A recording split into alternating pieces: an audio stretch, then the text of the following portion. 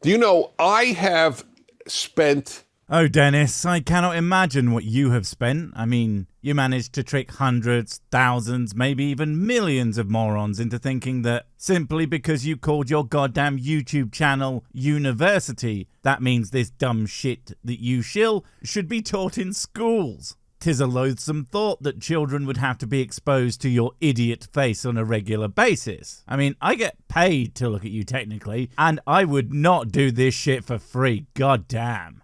In speaking about religion, I have spent 90% of my time talking about its necessity. Ah, yes. You have even claimed, or at least a host on your channel has, that atheists should just lie to their children about what they believe about the existence of God, which is an amazing bit of doublethink. We're the good guys with all the moral. Also, lying is fine, as long as it services us and what we want. As usual, it's only ever hypocrisy when those other people do it.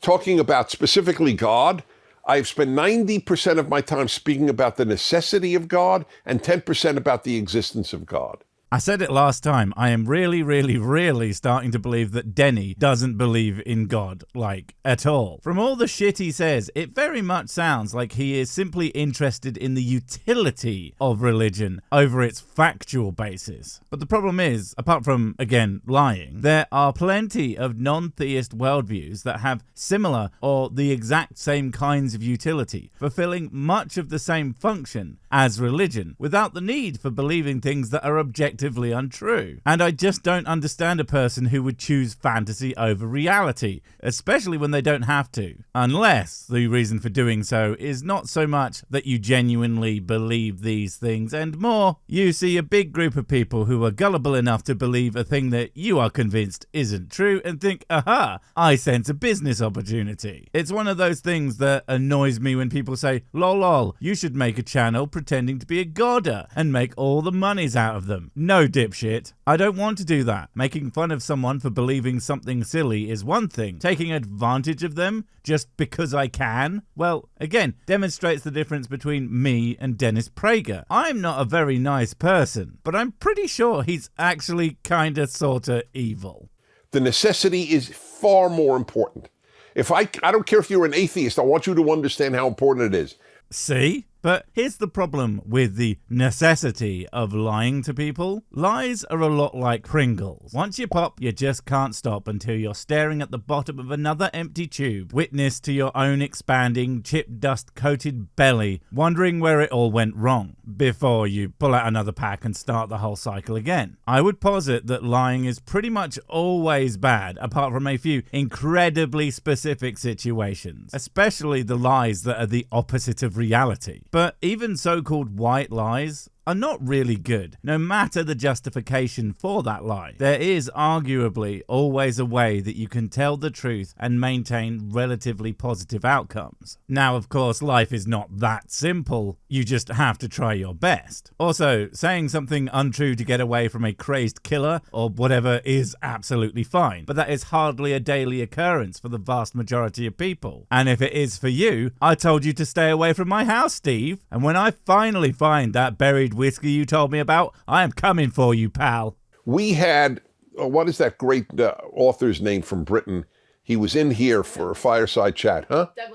Douglas Murray. Well, as a British man, I find it hard to believe that you have met any of us. I was at the last meeting of the Britishes, and I didn't even see anyone called Douglas Murray. Although, to be fair, there are about 73 of us, so I might have just missed him. But, okay, I'm sure he's a fantastic writer who does all the smarts and everything. Although that does make me question why he thought it was a good idea to hang out with your dumbass. Douglas Murray, I believe, is secular. I know he's not active Christian or active Jew. First, calling them active just makes me imagine a bunch of religious guys in sportswear doing a marathon, which is hilarious. Second, that is, of course, the entirety of all possible spiritualities. My one, the one kind of like my one, and nothing. Also, how could you even tell? I mean, the only reason anyone knows you are a religion boy is because you made a job out of it. The beauty of most theists is you actually can't tend to tell unless they really need you to know, and then they won't shut up about it. And yes, the same can be said with certain atheists, but again, you enter a room of 100 average theists, atheists, and the fence sitters, and you won't be able to guess which is which without asking them. Well, aside from the fence sitters, you can tell them apart by the horrific stench of indecision. So I assume he's not religious. I don't know if he believes in God. What do they say about assumptions? They make an ass out of me and Prager, you. Sorry, I had to. But seriously, does it even matter? If someone has a good point, it's irrelevant if they're religious, non-religious, or made of friggin' cheese. A good point is a good point. A bad one cannot be saved by them happening to agree with me on something frankly pretty arbitrary. Also, I feel like it kind of ruins your point when you say that God is necessary, because apparently you forgot to add, just not for me and my friends. They're not the same thing. There are non-religious people who believe in the God of the Bible, just they're not religious. No, what are you talking about? If you believe in the literal God Yahweh, then by that religion's standard, you are pretty much Christian. I mean, you might be a bad Christian or a lazy one, but it takes active effort to believe in a specific guy. What you might mean, although I'm not sure you're smart enough to know considering what you just said, is that some believe in the idea of some kind of God that could have a variety of definitions, most of them about being the thing in charge of everything, but is otherwise pretty unspecific, either because they don't know who it is or they think he might even be unknowable. Although personally, why you would feel the need to throw in a mind man to something that you literally don't know is just beyond me. But yeah, as a rule, non-religious God believers usually aren't literally just Christians. So I don't know specifically, but I know he's secular. Well, you not knowing something is a bit of a shock, but okay, he's secular. Well, isn't that great? Not sure what the hell it has to do with God being necessary, but sure. Now, what did he say, Dennis? It's literally the only bloody thing that matters when you bring someone up to prove whatever asinine point you're trying to show, for frig's sake. He understands better than most religious people the whole, that's his word, the whole. Ah, the whole. Oh, yes, we all enjoy the whole. It's deep and it's dark and it's just the best. And when you stick things inside it, well, that is amazing. Sometimes I put really, really big things in there just to see what will happen. Of course, only when nobody's looking and I'm bored. It's also great for disposing of my enemies and trash and... Wait, what the hell did you think I was talking about? That HOLE, that has been left in Europe with the decline of Christianity.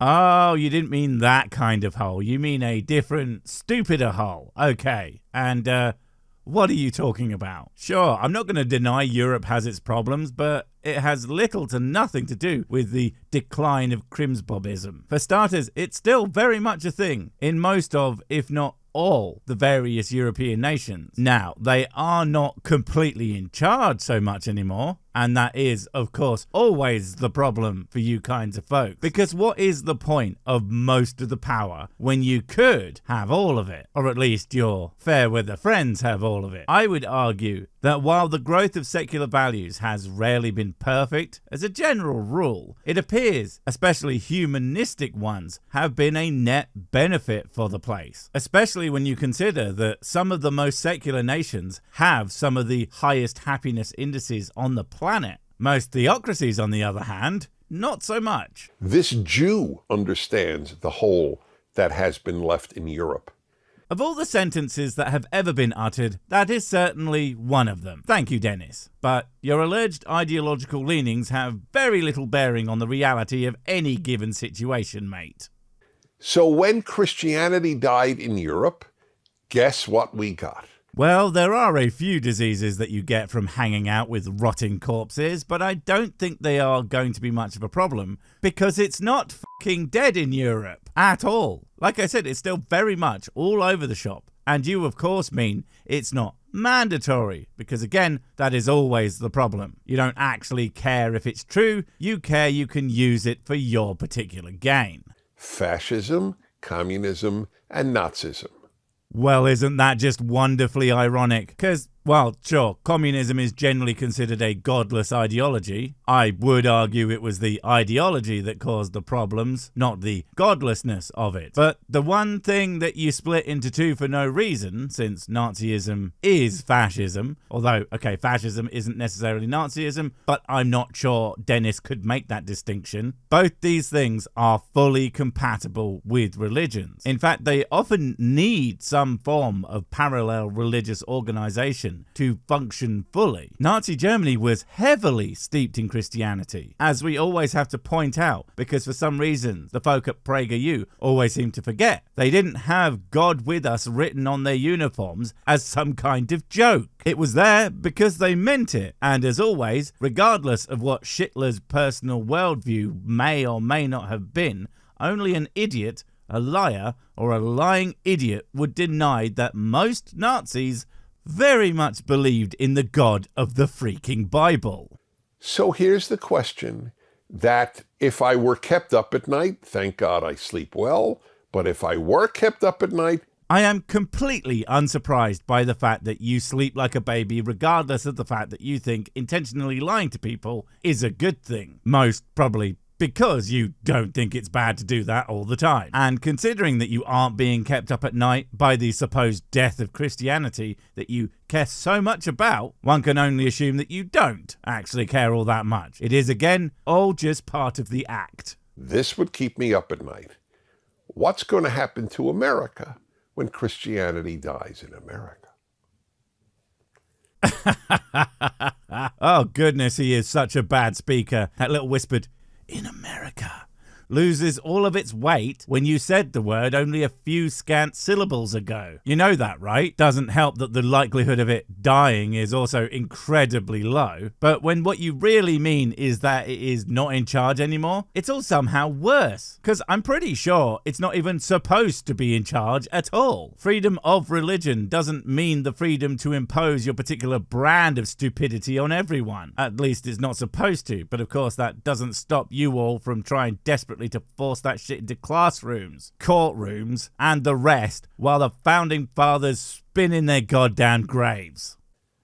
The record of the post-Christian world isn't good.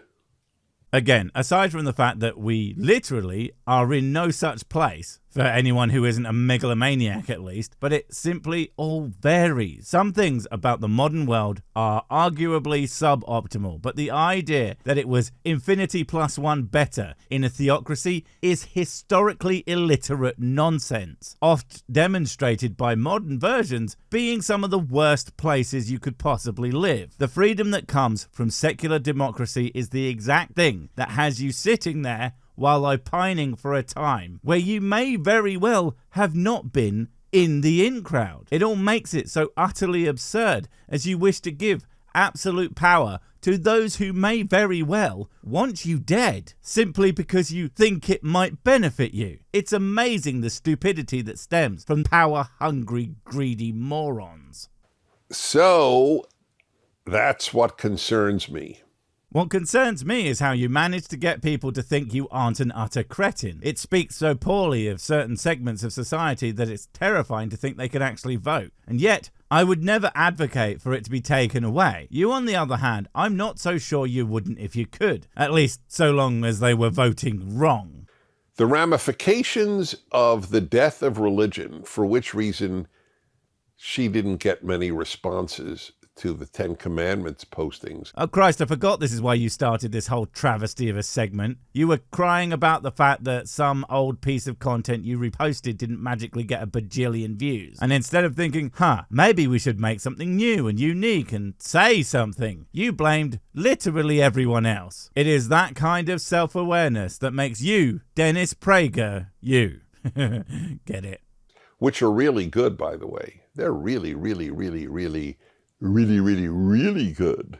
All right, fine. I really should cover them just to show how worthless they are at some point. Sorry, I meant really, really, really, really, really worthless they are. Although, to be fair, if I do turn them into Sir Sick videos, they will be elevated far beyond the garbage pile that they came from. Ironically, making them kind of good. Now, it may sound odd that I'm saying it because I'm the one who gave them, but I look at whatever I do outside of me. Okay, just for the record, I have a very healthy attitude toward my life. It doesn't sound odd that you're saying that. It is utterly expected of you at this point. But I wouldn't agree to the healthiness of it. I mean, I think my videos are fun and funny, but I would struggle to think that not only are they good enough to go onto my channel the one time, but that I should expect the same success posting the damn things over and over and over again. That is the kind of narcissism that only a true genius can achieve. For example, I developed the following idea many years ago. If you let the compliments go to your head, the insults will go to your heart. And of course, now he's giving out pseudo-folksy wisdom. But the thing is, it all entirely depends on the kind of person you are. I mean, I don't for 1 second believe he hasn't let all of this go to his head. Again, he thinks literal reposts, not getting the same or probably better engagement, is some kind of affront to him and not the exact expected result of utter laziness. It's just all wrong. I don't let compliments go to my head. People say all sorts of nice things to me all the time, and I am convinced they are lying for a chance to get at my whiskey. I'm watching you, but also when people are dickheads to me, I think the exact same thing. They're trying to distract me so they can get at my whiskey. I'm watching you all too. Hopefully, no one steals all my whiskey while I'm distracted watching you all. So I don't let the compliments go to my head, and I don't let the insults go to my heart. So it's a nice balanced life that I live. But my point is, people are truly deeply indoctrinated that this is silly or even dangerous. We're not indoctrinated, you are. The clarion call of the intellectually bankrupt. No, Dennis, even if everyone was ignoring you deliberately because they thought you were a big stupid, it's because you are a big stupid, not because someone told them to think you're a big stupid. It is obvious all on its own, mate.